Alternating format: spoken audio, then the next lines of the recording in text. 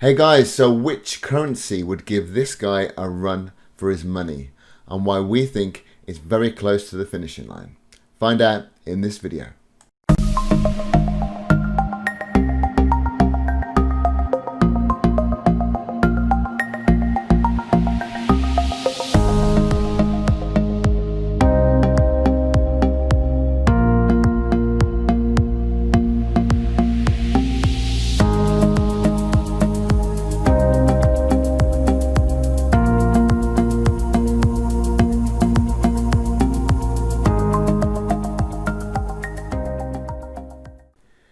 Hey everyone, it's Nolan from Trade and Train. So which currency are we talking about? Well, we're talking about the Kiwi dollar, the New Zealand dollar. Okay, so we've got the New Zealand dollar against the US dollar chart on our screen. It's a weekly time frame. You can see that this has had a big move actually since the 2nd of November, and it's the 3rd of November today, just coming up to just gone past 8 o'clock in the evening. We've had 1, 2, 3, 4, 5 solid weeks, and of course we've got one more day left. 5 solid weeks of Kiwi dollar buying against the US dollar. Now, the US dollar has been weak, granted, but the Kiwi dollar has been strong against a lot of other pairs too. Okay, why do we think that its run is potentially coming to an end? Well, there's two schools of thought here. Basically, look at how much price action, look at how much one directional it's been. The markets don't move in one direction forever. Okay, the markets move in cycles. So after such a big move, we would expect this to correct or pull back before its next move to the upside. Or this move will actually die out and we'll get a bigger downtrend. Which is it going to be? Well, we don't know that. We have to be reading price to tell us. So this is why we think that Kiwi would give Farah a run for his money, because basically this thing runs and runs and runs forever, but we think it's coming to the finishing line. So let's put some moving averages on this as well. Okay, so we can drop down to the daily. We can see that price is really pulled away from the moving averages. Yeah, price was in this uptrend here, then it made slower moves to the upside, and then it really went. It's almost been bouncing off this 8 EMA on the daily. So if you were buying from the 2nd of November, you'd be making a lot of pips if you stuck with this trade. But of course, nobody knows, before when they take a trade that it's going to go on for this long. So with it being weekly, what we would call overextended, okay, we would expect a pullback. Now, not just with the EMAs, we also use, occasionally, we use what's called an RSI, Relative Strength Index.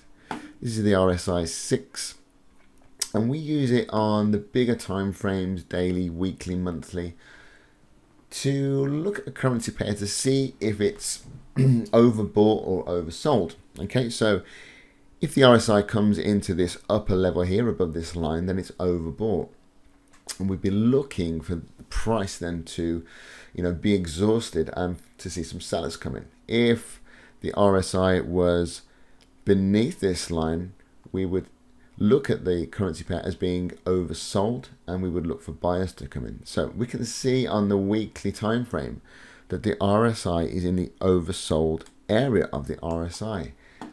But we'll go on better on the monthly, it's also in the overbought area. Now you can see on this particular currency pair that the RSI doesn't come into this zone very often.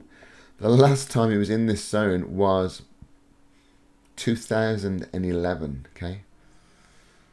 9 years ago. I had to do some quick maths then. 9 years ago. So it's highly likely that we're going to see some Kiwi weakness come in, which is why, we said at the top of the video, why we think it's coming to the finishing line. Well, in other words, maybe now's the time, not the time to start buying the Kiwi dollar, but to maybe just sit out and look for those sellers to come in. Look for the Kiwi weakness. Okay, so yeah, you know, it's very tempting to just jump on the train, the moving train, and buy this. But what would you expect if a correction, a nice area to come back to would be around the 68,000 zone, and I'll kind of point out why. We've got this resistance here, you know, resistance there, and it's around about that big number, isn't it? 68,000. So a correction into that zone would seem quite reasonable considering the move it's had.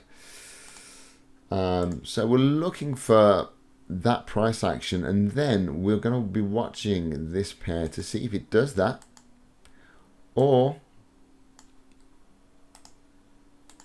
you don't know, it may do this, go straight through, and then something like that. You know, we don't know, but what we can anticipate is that correction or push to the downside. Okay, 68, nice level, nice round number. We do also have this little bit of resistance here. Okay, so who knows, we could see price pull back into 69,000, but it's certainly due a pullback. So if you look at this Kiwi dollar chart and you think, blimey, this has been going up for ages, I'm going to get on board with this one, just think twice about it. Okay, just think twice about it. Now, of course, there are other currency pairs involving the New Zealand dollar to New Zealand dollar against the US dollar. I'm going to pick two out deliberately. Okay, one is the euro against the Kiwi dollar. Okay, so let's have a look at that. If we're looking for Kiwi to get weak, you know, we're looking for the other Kiwi charts to see if it holds any opportunities. Now, I just want to point out to you this chart. This is euro against the Kiwi dollar on the weekly. And we've got this nice trend line, okay, on the weekly dollar. We've got a bounce here. It touches a couple of times there, nearly touches there. We've come into the trend line there, failed to break below the trend line. We had a fake out, we didn't close below it, and now look at this week. Now it looks as though, I mean, we'll have to wait obviously until the close on Friday, but it looks as though we're going to have a weekly close above last week's candle, and it's at trend line support. If we do get that, then that's a very good sign, especially with Kiwi being in such a position where we'd expect Kiwi weakness. This could be a good sign that we could see upside on Euro Kiwi. So keep your eyes on Euro Kiwi. You know, you wouldn't necessarily trade the weekly time frame, but you work your way from the higher time frames down to you know, look to get into a trade. What's the bigger picture doing? And then you look to go into the smaller time frames just to try and find that better entry into the market. We're looking at the 4-hour time frame now. You can see that price has come down into that trend line, and we've already started to see buyers come in. So maybe Euro Kiwi might be a better option than Kiwi dollar at the moment, because the dollar is so weak. If you continue to see a weak dollar and a weak Kiwi, maybe the move won't be as big. So Euro Kiwi is one to be watching. Look where that weekly candle closes. If it's a nice solid close like this, then we would expect to see further upside. And another one to look at is Kiwi Swiss. Okay. Now look at the weekly time frame. I haven't got any trend lines on there, any EMAs. Can you spot what's happening? Well, it's in this kind of massive downtrend, isn't it? The highs are getting lower and the lows are getting lower. So we're in this downtrend. We can actually draw a trend line on. Now, trend lines, you know, we could draw this trend line like this, and that would be correct. We could draw that trend line like that, and that would be correct. Okay, that's still a trend line. But we're going to go for the bigger one. Okay, which has got all the price data within the trend line, and you can see Okay, we're not actually touching the trend line, admittedly, but you know, we've made a fair pullback into the trend line or into the direction. And look at this week's candle. Okay, it's a bearish candle at the moment. Now we've had some strong candles leading up to this, and now we're seeing our first bearish candle. So especially if this candle closes below last week's low, that could be a really good sign that we're going to see that weakness in this particular pair. Let's have a look at the 4-hour time frame.